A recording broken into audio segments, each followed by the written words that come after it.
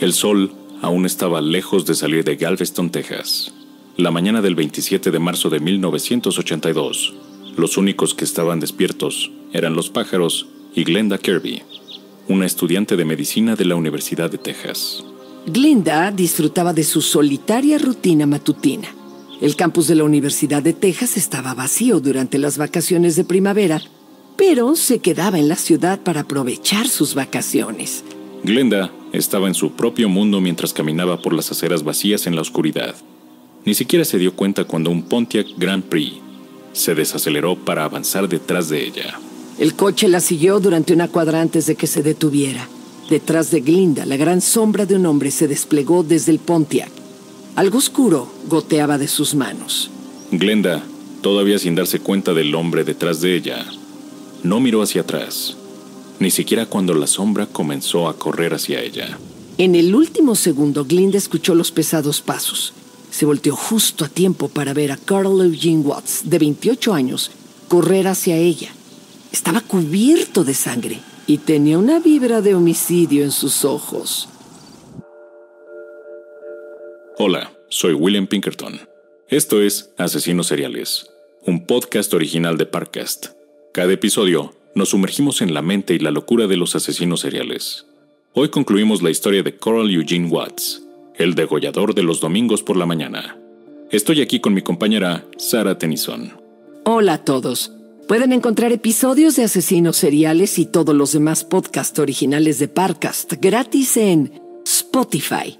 En nuestro último episodio, nos sumergimos en la infancia de Coral y vimos cómo una grave enfermedad infantil y problemas de salud mental condujeron a una rabia silenciosa, pero poderosa.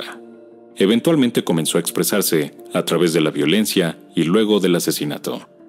Hoy veremos cómo Coral se convirtió en uno de los asesinos seriales más prolíficos de la historia de los Estados Unidos, así como la persecución policial a través de las fronteras estatales.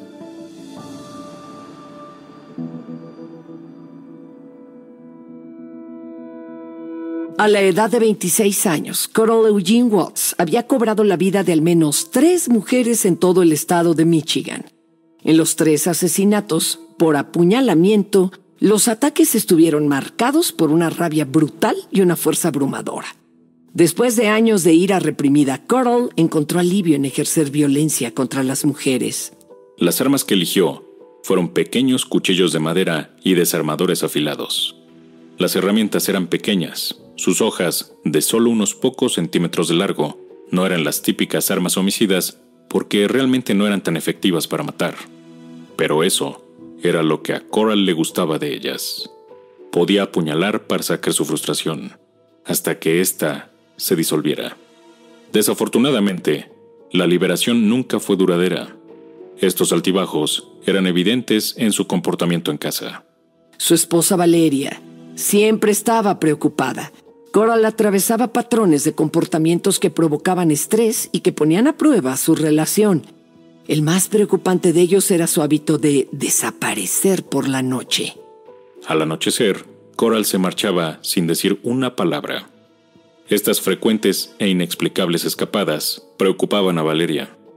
No está claro si ella estaba consciente, pero a menudo coincidían con ataques a mujeres en el área de Detroit. A principios de 1980, a menos de un año de su matrimonio, Valeria ya estaba al límite de su paciencia. Debido al incremento de los inexplicables paseos nocturnos de Coral, se sintió más asustada y sola que nunca. Al sentirse como una extraña para su marido, Valeria no pudo soportar más vivir con él. En mayo de 1980, le pidió el divorcio y se mudó. El abandono de Valeria provocó que Coral se sintiera fuera de control y más enfadado que nunca. Su relación fallida probablemente sirvió como otro detonante de la vergüenza emocional que motivó su agresión y violencia. Sarah va a hacerse cargo de la psicología durante todo el episodio. Por favor, tengan en cuenta que no es una psicóloga titulada, pero ha investigado mucho para este programa. Gracias, Will. En un estudio publicado en Agresión y Comportamiento Violento, los investigadores encontraron que la regulación mal adaptada de la vergüenza internalizada estaba relacionada con resultados violentos. En el contexto de las relaciones de pareja adultas, estos investigadores concluyeron que las rupturas desencadenan el dolor emocional asociado con la vergüenza en las relaciones de la infancia. Cuando Valeria se divorció de Coral, sintió una pérdida de control y le recordó la vergüenza de las experiencias poco saludables de su pasado. Su caótica vida familiar le privó de formas seguras de interactuar y sentir en las relaciones. Según el estudio, una respuesta común a esta vergüenza es usar la ira y la agresión a través de medios violentos para recuperar el poder y el control. En resumen, lo único que Coral sabía hacer con su vergüenza era enojarse. Así que eso era lo que hacía. En la noche del 12 de julio de 1980, Coral se puso nervioso y empezó a conducir.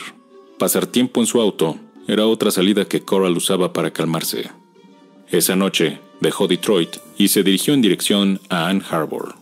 No hay forma de saber si Coral salió con intenciones de asesinar esa noche, pero después de horas de vagar por las calles tranquilas, tomó una decisión. Tenía que matar de nuevo. En algún momento alrededor de las 4 a.m., Glenda Richmond, de 26 años, dejó a su amigo en su casa. No podemos estar seguros, pero es probable que en este momento Coral la viera por primera vez. Una vez que estuvo sola, comenzó a seguirla. Coral esperó ansiosamente mientras seguía el auto de Glenda hasta el estacionamiento de su departamento a las 4:30. Quería tomarla por sorpresa, así que se escondió cerca del camino que lleva al edificio. Glenda era gerente en un restaurante y probablemente había sido una larga noche para ella. Desafortunadamente, en su estado de cansancio, permaneció completamente ajena a su acosador mientras subía por el sendero. Incluso tenía sus llaves fuera y listas. Coral esperó en silencio hasta que Glenda estuviera a pocos pasos de entrar. Entonces salió y la agarró. Coral le hizo una llave de cabeza y la apuñaló violentamente en el pecho. Con cada puñalada, sintió que la ira de los últimos meses se desvanecía. Momentos después, dejó caer el cuerpo sin vida de Glenda y huyó. Sintió que el alivio y la euforia se esparcían a través de él. Poco tiempo después, el cuerpo de Glenda fue encontrado a pocos metros de su puerta. Había sido apuñalada 28 veces y su bolso estaba al lado de ella sin ser tocado. Tanto los vecinos como la policía notaron que el brutal asesinato de Glenda fue similar al de Shirley Small unos meses antes. Las sorprendentes similitudes los obligaron a reconsiderar lo que asumieron que fue un ataque al azar contra Shirley. Quizá los dos asesinatos estaban relacionados. De repente pareció claro que las jóvenes de Ann Arbor eran el objetivo de un asesino serial. Pero justo cuando los temores se extendieron, la matanza se detuvo. Pasaron un par de semanas sin ninguna nueva víctima. Eso es probable porque Coral estaba ocupado con expandir su terreno de caza. Cada vez que se subía a su auto, se sentía obligado a conducir más lejos, más rápido y por más tiempo para encontrar una sensación de calma. Y cuando conducir no era suficiente, siempre había una segunda opción.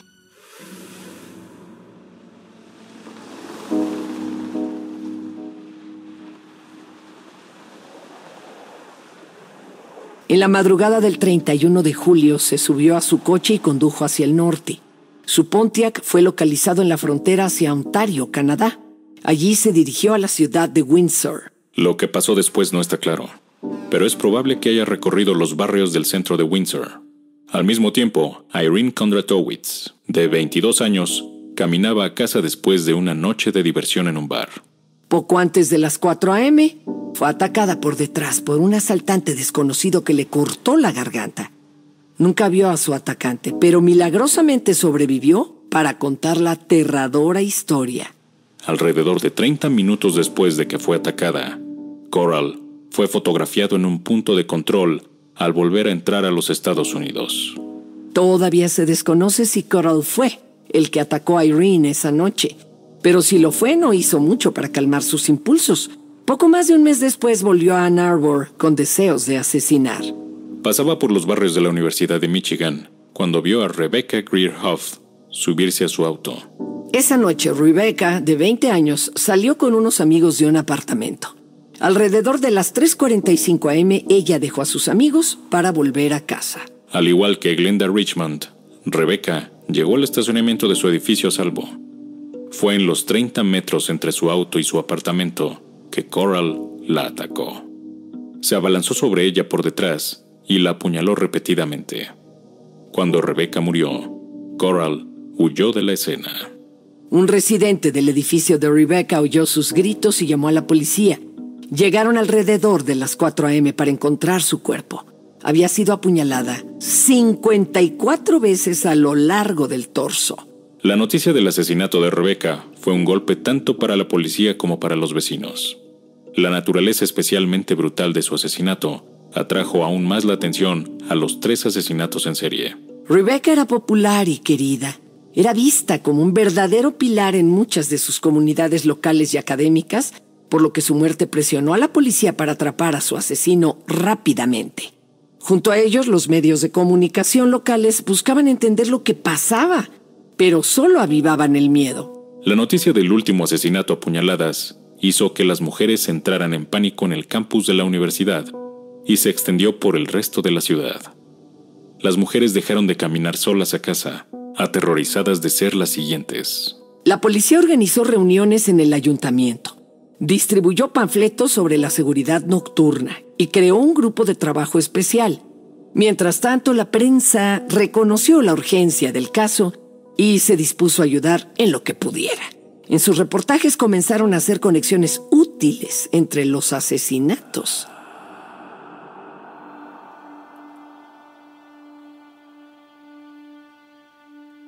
Basándose en los detalles publicados por la policía, los periodistas de Ann Arbor identificaron el patrón del asesino. Todas las mujeres fueron atacadas frente a sus apartamentos alrededor de las 4 de la mañana de los domingos. Así que apodaron al asesino el degollador del domingo por la mañana. A pesar de la presión de los periódicos de Ann Arbor y el nuevo apodo, Coral, de 26 años, estaba relajado en Detroit a casi 80 kilómetros del frenesí. Estaba satisfecho de dejar que las cosas se tranquilizaran en Ann Arbor antes de regresar. Pero alguien más observaba de cerca la cobertura de los asesinos. El sargento James Arthurs, del Departamento de Policía de Detroit, pensó que las historias de los atacantes de Ann Arbor eran extrañamente familiares. Después del asesinato de Gloria Steele en 1974, Coral nunca desapareció de su mente. Y ahora parecía que el pasado estaba a punto de agarrarlo. La investigación de Arthurs se había estancado, pero nunca olvidó a Coral. Y como aparecieron más cuerpos de mujeres asesinadas en el área de Detroit, los patrones de las heridas y los perfiles de las víctimas le resultaron familiares. Con una buena corazonada de que Coral era el culpable en Ann Arbor, también Arthurs se acercó al departamento de policía de esa ciudad. El detective Paul Bunton rechazó la oferta de Arthurs de compartir lo que sabía, pero cuando las pistas se agotaron, lo reconsideró. Pero la policía no tenía testigos que pudieran ubicar a Coral en Ann Arbor. Con la esperanza de construir un caso, Bunton ordenó al departamento que reportaran cualquier avistamiento de Coral dentro de los límites de la ciudad, y no tuvieron que esperar mucho tiempo. La mañana del 15 de noviembre de 1980, Coral, de 27 años, decidió salir a buscar a su próxima víctima. Llegó a Ann Arbor, donde recorrió el centro de la ciudad. Vio a una joven caminar sola por la calle principal alrededor de las 4:50 am y comenzó a seguirla en su coche. Después de tanta difusión en la prensa del degollador del domingo por la mañana, la mujer estaba alerta. Notó que Coral la observaba en cada uno de sus movimientos. Se escabulló en las puertas y callejones, en un intento de esconderse de su visita, pero no pudo escapar. La persecución continuó durante 9 cuadras hasta que la mujer logró despistarlo al doblar un par de esquinas consecutivamente. Coral estaba furioso. Abrió la puerta de su auto y corrió por las calles para tratar de encontrarla. Sin que Coral lo supiera, lo tenían bajo vigilancia. 2 policías lo vieron acechar a la mujer y lo siguieron todo el camino. Cuando lo vieron alterado, salieron a confrontarlo. Coral huyó, golpeó a los oficiales contra su coche y se fue, pero no pudo maniobrar y le cortaron el paso en la siguiente cuadra. Al descubrir que tenía la licencia suspendida y las placas vencidas, lo arrestaron. Una búsqueda en su auto arrojó muestras de sangre, herramientas para tallar madera y un diccionario con la frase «Rebecca es una amante», rayada en la portada. Al ver el libro, los oficiales recordaron a la víctima anterior del degollador, Rebecca Hoff. El detective Bunten fue alertado de que habían detenido a Coral mientras acechaba a una mujer. Fue a interrogar a su principal sospechoso. A Bunten le sorprendió el comportamiento de Coral. Lo consideró bien educado, de voz suave y relativamente tranquilo. No era en absoluto lo que esperaba para un presunto asesino serial. Pero tan pronto como planteó sus sospechas sobre la participación de Coral en los asesinatos, él pidió un abogado. Esto forzó a Bunten a admitir que no tenía la evidencia para acusarlo, pero sabía lo que había hecho y probaría su culpabilidad eventualmente. Sin pruebas de sus crímenes, la policía se vio obligada a dejar a Coral en libertad. Pero el detective Bunten estaba decidido a que no fuera el final de la historia. Después de esa noche, Bunten estaba obsesionado con la captura de Coral. Condujo a Kalamazoo para averiguar qué era lo que el sargento Arthurs sabía. Después de ver las fotos de las heridas de Gloria Steele, estuvo de acuerdo en que los casos eran extrañamente similares. Dijo, el tamaño de la herida era prácticamente igual. Bunten y su compañero también comenzaron a investigar el pasado de Coral. Después de conocer sus condenas anteriores y el tiempo que pasó en hospitales mentales, estaban seguros de que Coral era el degollador de los domingos por la mañana. Uno de los antiguos psiquiatras de Coral incluso le dijo a Bunten que él probablemente era el culpable. Entre los dos departamentos coordinaron una supervisión de 24 horas de Coral para que alguien siempre lo vigilara. Durante las primeras noches de su vigilancia, Coral parecía no darse cuenta de su presencia. Pero en la única noche en la que le perdieron el rastro, una mujer fue asesinada justo al otro lado de la frontera en Canadá. Así que la policía aumentó su vigilancia. Pero ahora Coral sabía que la policía lo vigilaba. Las cosas cambiaron. Y al parecer no le gustaba ser perseguido. Aunque la carretera facilitaba los asesinatos de Coral, también era uno de sus pocos consuelos. Con la frustrante presencia de una constante vigilancia policial, perdió una de sus únicas salidas no violentas. No se sentía libre de ir a cualquier lugar o hacer cualquier cosa. Rápidamente limitó sus actividades a solo el trabajo, los encargos necesarios y el tiempo en casa. Estaba ansioso y paranoico, seguro de que todos a su alrededor estaban involucrados en la conspiración policial. A veces la preocupación se desvanecía. Salía de su auto en un semáforo y le gritaba a los civiles que creía que eran policías. Pero parecía que sus esfuerzos tenían un efecto positivo. Durante los 2 meses que la policía se mantuvo atenta, los ataques en el área de Michigan se detuvieron. Desafortunadamente, el departamento solo tuvo los recursos por un tiempo limitado, así que Bunten llevó a Coral a otro interrogatorio el 29 de enero de 1981. En la entrevista, Coral admitió que sufría y tenía problemas, pero no dijo nada sobre los asesinatos. Bunten se negó a retroceder y habló con él durante horas y horas.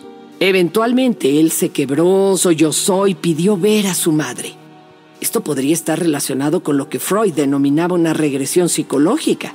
Él decía que durante los momentos de estrés, los adultos vuelven a comportamientos y respuestas infantiles que recuerdan de la niñez. Los comportamientos regresivos pueden ser intentos inconscientes de los adultos de evitar situaciones difíciles o estresantes. Parece que la incapacidad de Coral para hacer frente a la amenaza de ser atrapado y la presión para mantener su inocencia lo empujó a una reacción infantil.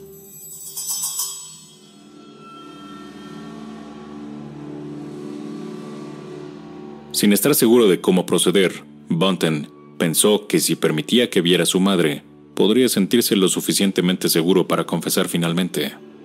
Pero su decisión fue contraproducente. Después de 5 horas de interrogatorio, le permitió a Coral visitar a su madre.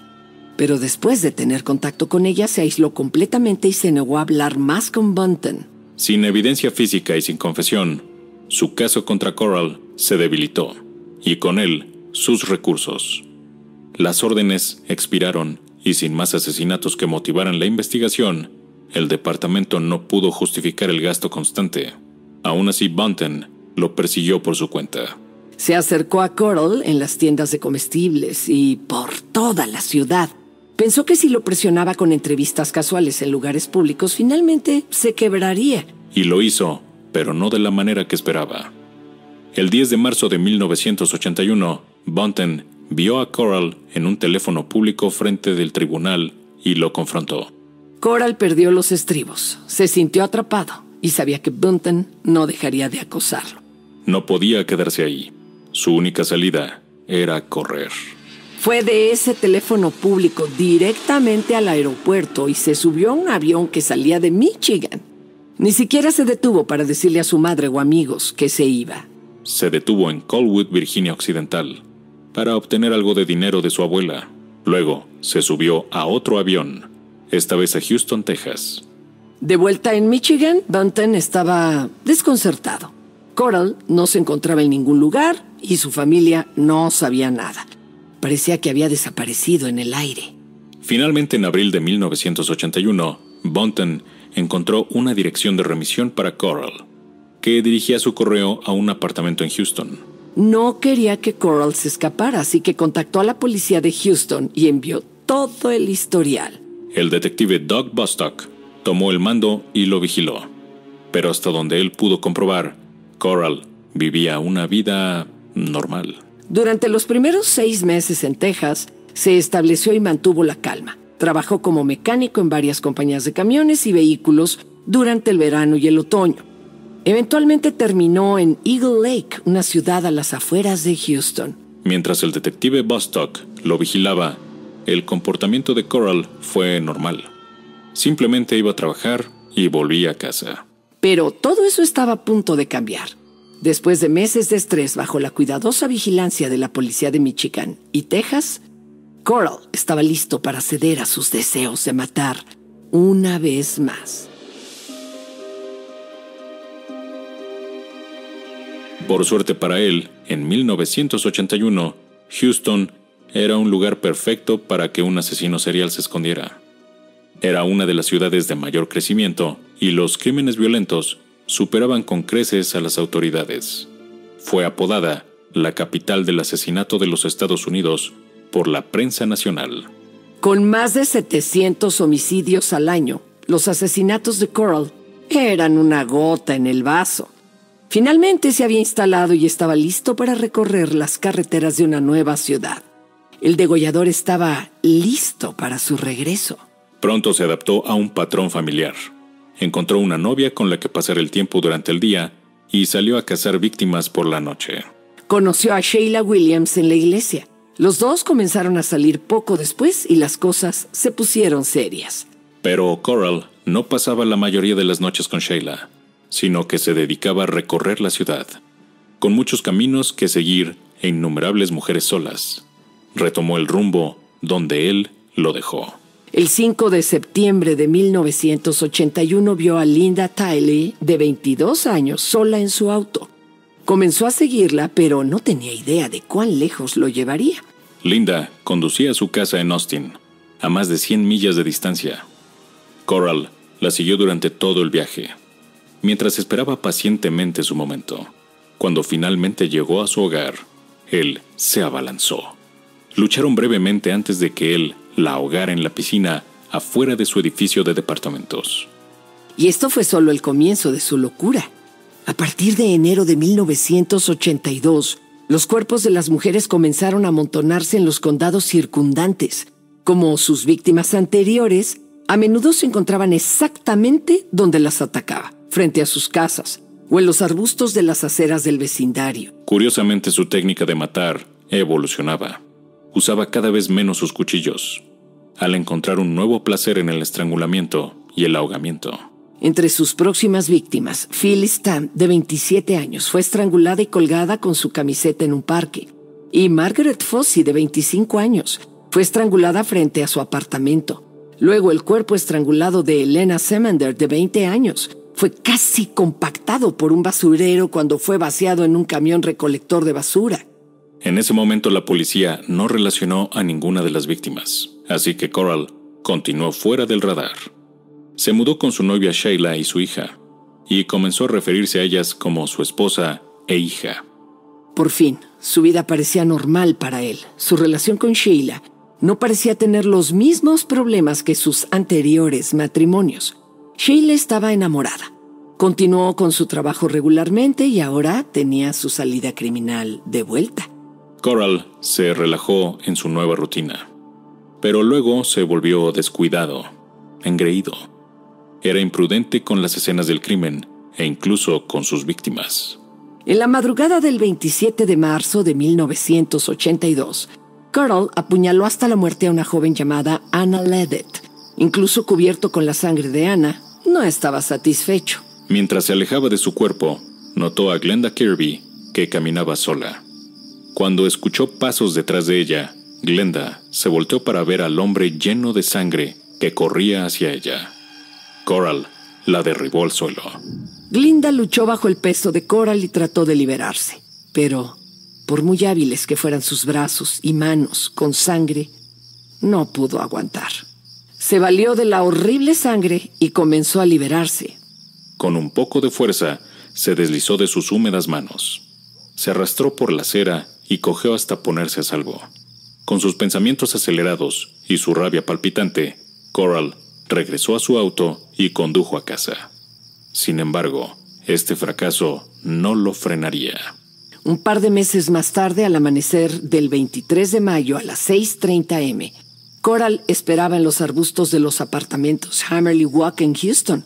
Había visto a Lori Lister conducir sola y la siguió hasta el edificio. Antes de que pudiera salir del coche, corrió hacia las sombras delante del complejo y esperó. Mientras Lori se acercaba a su edificio, Coral saltó entre la oscuridad y la comenzó a estrangular.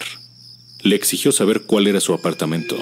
Lori rápidamente analizó sus opciones. Tenía miedo de que Coral la asesinara si no lo llevaba al apartamento. Pero tenía una compañera de cuarto, Melinda Aguilar, de 18 años, y temía por la seguridad de ambas. Estaba destrozada. A pesar de lo temprano que era, Melinda ya estaba despierta dentro del apartamento. Lori llevó a Coral a su unidad. Pero cuando él le apretó el cuello más fuerte, se desmayó. Él tomó sus llaves y corrió hacia la puerta. El sol estaba saliendo y tuvo que desaparecer su cuerpo inconsciente de la vista rápidamente. Dentro del apartamento, Melinda escuchó lo que pensó que era Lori tratando de entrar, así que fue a abrir la puerta. No tenía idea de que Coral la esperaba del otro lado. Melinda abrió la puerta y sorprendió a Coral por un segundo. Entonces, él entró y estranguló a Melinda mientras le clavaba un cuchillo. Coral llevó al adolescente a un dormitorio mientras él le apretaba la garganta. Melinda sabía que él la mataría a ella y a Lori si no escapaba. Pensó rápidamente y decidió que su mejor opción era fingir que se había desmayado. Dejó que su cuerpo se debilitara y cerró los ojos cuando Coral la arrojó a la habitación. Le ató las manos a la espalda con un gancho de alambre y luego se fue a buscar a Lori, aún inconsciente, abajo. Desde el dormitorio, Melinda podía oír los pies de Lori golpear cada escalón, mientras Coral arrastraba su cuerpo por las escaleras. Al darse cuenta de que estaba desmayada, supo que dependía de ella encontrar una forma de escapar. Melinda miró horrorizada mientras Coral arrastraba a Lori al baño y procedía a llenar la bañera. Podía escuchar a Coral hacer sonidos de excitación. Él se reía y animaba a sí mismo para ahogar a Lori. No tenía una, sino 2 víctimas ahora, e iba a disfrutarlo. Melinda sabía que se le acababa el tiempo para buscar ayuda. Más tarde dijo: estaba pensando, si me metía, no había manera de que saliéramos de ahí con vida. Mientras el agua llenaba ruidosamente la tina, Melinda se levantó y silenciosamente cerró la puerta del dormitorio sin que Coral se diera cuenta. Luego se dirigió hacia el balcón del dormitorio. Estaban en el 2º piso y pensó que podía dar un salto. Con las manos aún atadas, abrió la puerta corrediza y salió a la terraza. Melinda podía oír a Coral que comenzaba a ahogar a Lori en la bañera. Sabía que el tiempo se acababa. Saltó de cabeza por encima de la barandilla.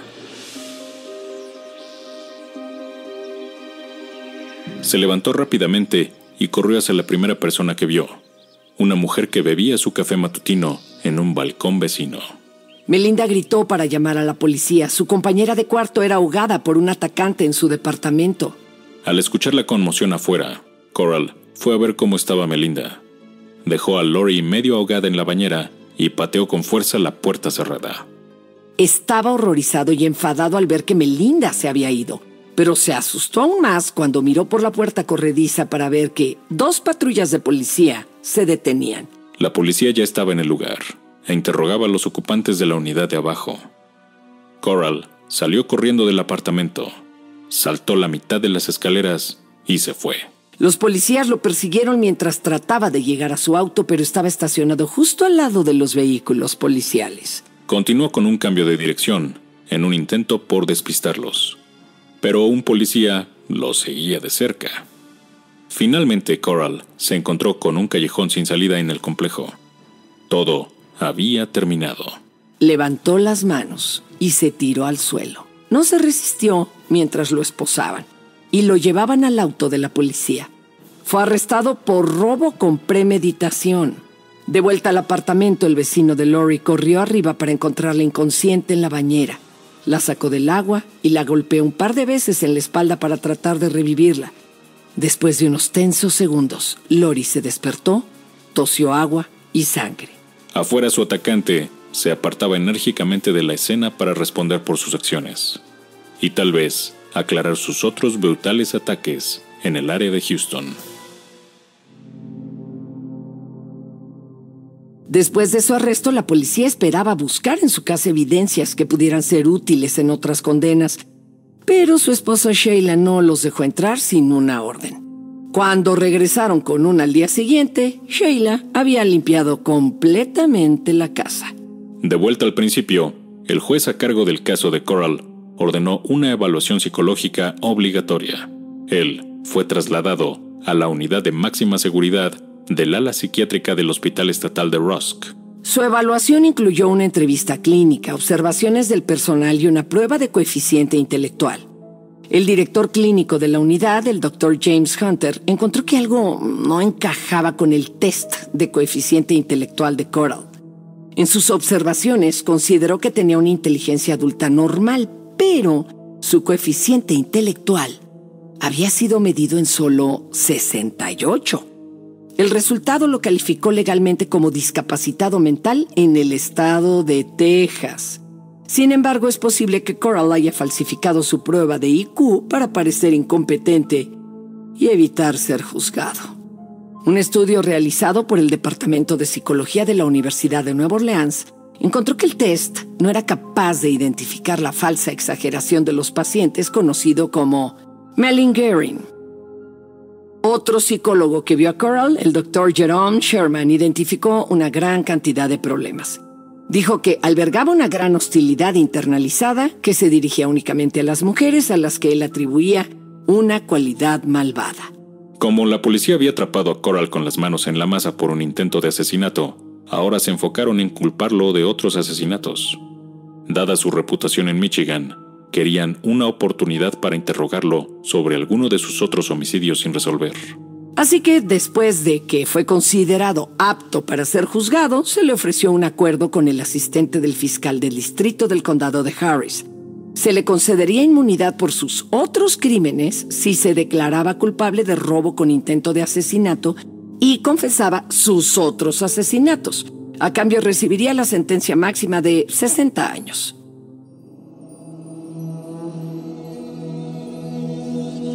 Coral aceptó el trato. Se sentó en una habitación con detectives y confesó otros 14 asesinatos, algunos de los cuales aún eran casos de personas desaparecidas. En el transcurso de 28 horas, describió los métodos de asesinato con detalle y luego llevó a los investigadores a encontrar algunos de los cuerpos no descubiertos. En algún momento, durante su confesión, se jactó de que había matado a más personas de las que podría contar con los dedos de las manos y los pies de las personas que había en la habitación. Si había algo de verdad en sus burlas, solo había revelado los nombres de un mero puñado de sus muchas víctimas. Durante años, las autoridades de Texas y Michigan continuaron cuestionando si sus casos sin resolver eran víctimas no identificadas de Coral. Coral inicialmente accedió a confesar los asesinatos de Michigan por un acuerdo de inmunidad similar. Pero el detective Bunten y su departamento no tenían ningún impedimento en rechazar la oferta. Se negaron a conceder inmunidad a un asesino confeso. Después de su confesión, el 3 de septiembre de 1982, fue condenado a 60 años de prisión. La historia de Coral debería terminar aquí, pero incluso después de admitir hasta 80 asesinatos, encontró una brecha en su condena. Cuando originalmente se declaró culpable, no había sido notificado legalmente de que el agua en la que intentó ahogar a Lori Lister estaba registrada como un arma mortal. Este descuido abrió la puerta para que Coral apelara su condena por un tecnicismo. La apelación tuvo éxito, y los cargos de Coral se redujeron a un simple robo. Gracias a su trato de inmunidad, ahora tenía derecho a una liberación temprana obligatoria en 2006. Los ciudadanos de Houston y las familias de las víctimas de Coral protestaron por la liberación. Pidieron cambiar la ley o hacer del caso de Coral una excepción legal, pero no había nada que se pudiera hacer.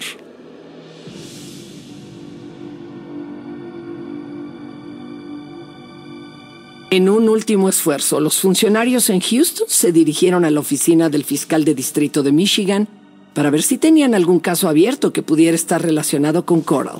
La oficina tenía una gran cantidad de casos sin resolver, pero ninguno con suficiente evidencia para probar la participación de Coral. Así que la oficina emitió un anuncio de servicio público y pidieron a cualquiera que tuviera más información sobre los casos sin resolver que se presentara. Al día siguiente, recibieron una llamada de un hombre llamado Joseph Foy. En 1979, Foy fue testigo del asesinato de Helen Dutcher en un callejón fuera de su apartamento en Detroit. En ese momento vio bien al hombre mientras huía y ayudó a la policía con un dibujo que se parecía mucho a Coral.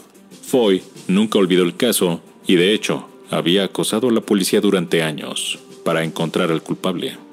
Cuando finalmente llegó la oportunidad de hacer justicia, 25 años después, estaba muy feliz de ayudar en el caso. En 2004, Coral, de 51 años, fue finalmente acusado por el asesinato de Helen Dutcher. Con el testimonio de Joseph Foy y su inequívoca identificación, fue declarado culpable de asesinato en primer grado. Fue acusado del asesinato de su primera víctima, Gloria Steele, a la que apuñaló hasta la muerte en 1974. Un jurado emitió su veredicto de culpabilidad en menos de un día. Coral pasó el resto de su vida en prisión. En 2007 murió tras las rejas. El recuento completo de sus víctimas puede que nunca se conozca realmente. Su legado como el degollador de los domingos por la mañana de Ann Arbor demostró ser solo una pequeña parte de su horrible historia.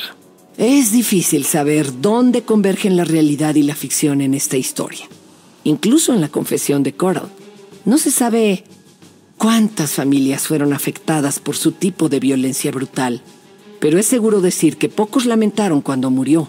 Es posible que se sintiera como una ola de calma y alivio.